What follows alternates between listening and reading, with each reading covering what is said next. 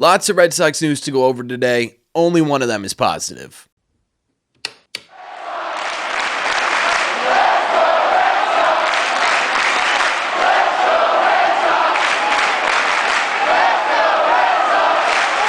What is going on, everybody? Welcome back to Red Seat Radio. My name is Corbin, and thank you very much for clicking on this video. It kind of feels like the Red Sox are spiraling a bit, doesn't it? Yes, they're still in a postseason spot. Yes, there's still hope that the Red Sox can make a postseason.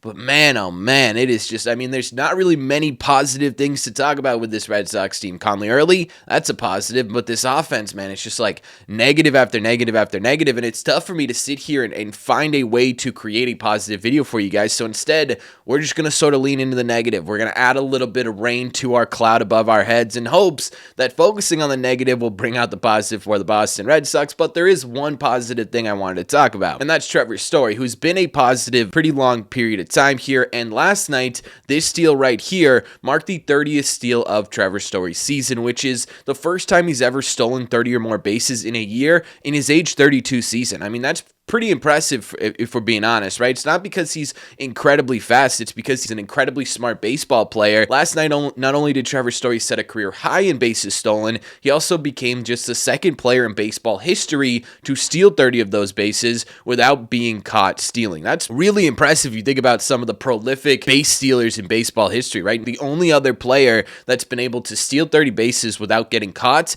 is Trey Turner. Every time we talk about Trevor Story now, it's just simply in a positive light. It has to be, right? This guy went from basically a non-factor on the Boston Red Sox, can't even stay on the field, to having one of the worst Mays in baseball in general and one of the worst Mays in Red Sox history over the last couple of years, to being one of the more productive players in the Boston Red Sox, one of the only legitimate positives left on this Red Sox offense right now. So I got to give credit where credit is due. He should be comeback player of the year in my opinion, and I don't think it should be particularly close. 30-30 season is still on the table for Story, right? 30 home runs, 30 steals.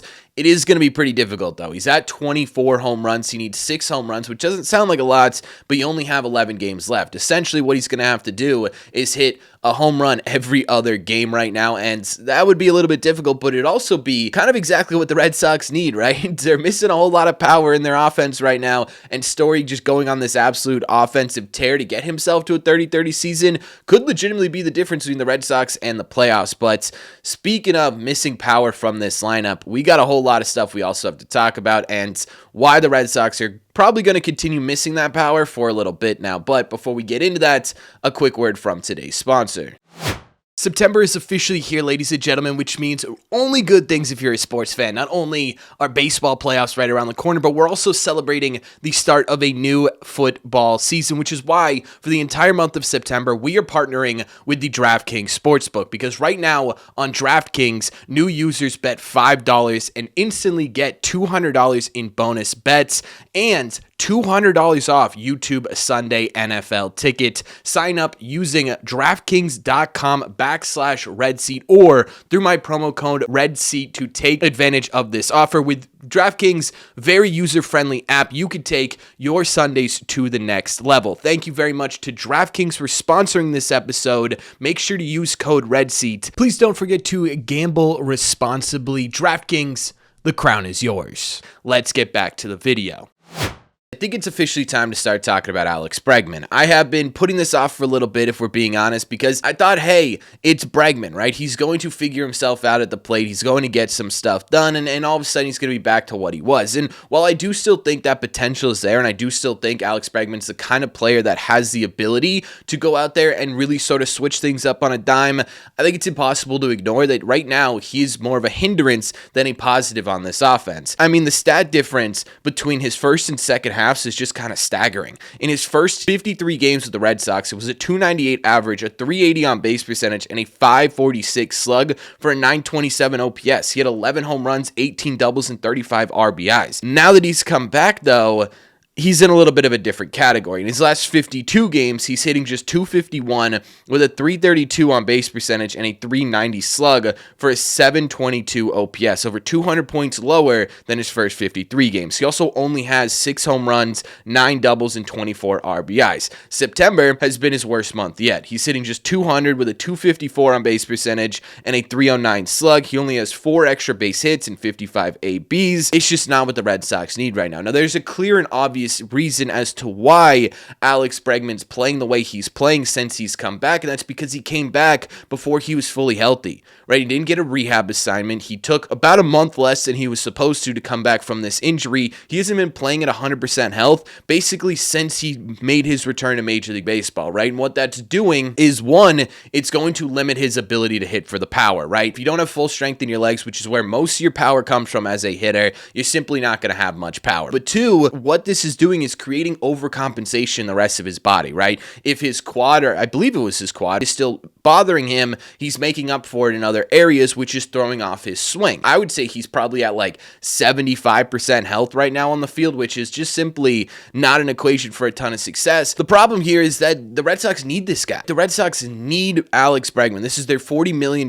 man. This is their leader. This is supposed to be your most valuable bat, especially with Roman Anthony on the sidelines for what feels like the rest of the year. Did not get a good update on Roman Anthony yesterday. The broadcast talked about it a bit. Roman Anthony still hasn't even remotely started any sort of activities, not even baseball activities. He's still feeling pain in his side. There's sort of this rumbling now that we just aren't going to see Roman Anthony until February. So you're leaning on Alex Bregman heavily here, and Bregman's supposed to be the guy you lean on when things aren't going super well, right? He is the massive part of this order. Right now, when you aren't able to perform and you're performing the way like Alex Bregman is performing, it's a massive reason why the Red Sox are seeing the offensive slump they're seeing. It's a big reason why you're not able to score more than 1 run against a terrible Athletics pitching staff, because Alex Bregman isn't there to take advantage of these opportunities. He's grounding the ball to third base. He's striking out. He's popping the ball up to the catcher, right? And those are the kind of at-bats we've been seeing from Alex Bregman recently. And while it's understandable why Alex Bregman is struggling, it just simply can't happen right now, right? The Red Sox can't really afford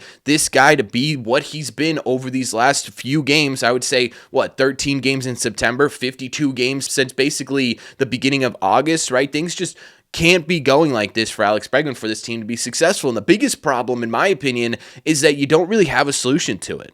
Right, you can't really take him out of these games because, hey, who's going to replace him? You can't really bump him down in the order because, hey, who's going to take his spot, right? Trevor Story is the only one driving in runs right now. He has to be in that 3-hole. Moving Alex Bregman down just puts someone else who's been struggling as well into more of a dominant situation. You got to, the only thing you can really do is ride this out, right? Again, Bregman is the kind of player who has the ability to immediately flip a switch and be totally fine, but how much longer are we going to sit here and have this conversation before it's like, yeah, man, he's not only been a problem, he's a big reason why the Red Sox are falling out of playoff contention right now. And I don't think that's crazy to say. The other piece of news item I wanted to talk about is pretty much exactly related to this. It's exactly related to offensive struggles, and that's Wilyer Abreu continuing to be sidelined. The Red Sox, they don't have any power right now. Bregman doesn't have any power. Roman's going to be out for a really long period of time, potentially the rest of the season here. Wilyer's been sidelined. The only one with true legitimate, okay, we cannot let this guy get a hanging slider is Trevor Story, who's trying his best to do everything he possibly can, but it's just simply not enough. The Red Sox need this extra power, and it doesn't feel like it's going to come from Bregman, and right now it's not coming from Wilyer Abreu either, because we got an update on where he's at with his injury. It's not exactly a super positive one. Alex Cora before the game said Willie hit yesterday. He was a bit sore but not tight. I think it's more about the workload on Sunday, in which he ran and hit a little bit. He walked in today and felt better, so we'll see what's on the table and see where we're at. Calling this a day-to-day thing as well. And then after the game, he said he did not expect Wilyer Abreu to come back today as you're watching this video either. It's just simply not good, man, right? It could be tomorrow. It could be a few days. It could be next week that the Red Sox get Wilyer back. And I think a lot of people are going to say kind of the same thing I said when I first initially saw this quote, which is, okay, I get it. Right, I get you're sore and I get it hurts, but if it's legitimately just sore, get back out onto the field, man, right? Like, I do get it, right? And I understand, like, hey, I don't want to play at like 75%, but 75% of Wilyer Abreu right now is probably a whole lot better than a lot of what you're getting from this offense. And I think that's a very reasonable take to have. And again, it's exactly what I said, right? I even tweeted it out after last night's game looking at this Wilyer Abreu injury, but I do think there are a couple of things that both you and I were missing a little bit. The first one is that we just talked about this with Alex Bregman. Wilyer Abreu comes back. He's not 100% healthy. He's going to overcompensate with other parts of his body to make up for the sort of lack of production from his, I believe it's his quad as well. It could be his calf, hamstring, one of those things in his leg, right? He's going to overcompensate for that, and that could lead to more impactful injuries. Achilles is always a problem with that, as I've been told, right? So you could end up losing Wilyer Abreu for a playoff run if you were to make the playoffs, and that would be absolutely devastating. I think the Red Sox are trying to avoid that. The second thing is, again, you go back to Alex Bregman, who's playing at, like again, probably like 75% gas here, and he's not been a productive player. If Wilyer comes back just to come back and he's just not productive at all at the plate, is that really a guy that's going to make a difference for the Red Sox down the stretch here? I don't know that it is. Even if he does hit 1 or 2 home runs in these last 11 games, but ends up not being able to be a productive player outside of that, I mean, that's just simply not going to help this Red Sox team figure itself out. So I think those are the two reasons why the Red Sox are not being overly cautious with this, right? I do think they're trying to push him back a little bit, but making sure that they're pushing him back in the right way, which I do think is totally fair. It just kind of sucks, right? Wilyer Abreu was your second most prolific home run hitter behind Trevor Story. So getting Wilyer back it could legitimately be the difference, especially if he's healthy, between this Red Sox offense ruining their entire season or propelling themselves into, at this point, I think a little bit of a surprise playoff run, right? So you sit here with this and it's like, this just isn't good news. And again, we don't know when Wilyer Abreu is coming back. He could hit today and say, hey man, I'm a little bit less sore, but I'm good to go, and be back tomorrow. And I think one of the things that's bugging me about this Wilyer Abreu thing is there's probably a pretty realistic possibility that they could sit there and they could say, hey, what if we just DH you for 3 games?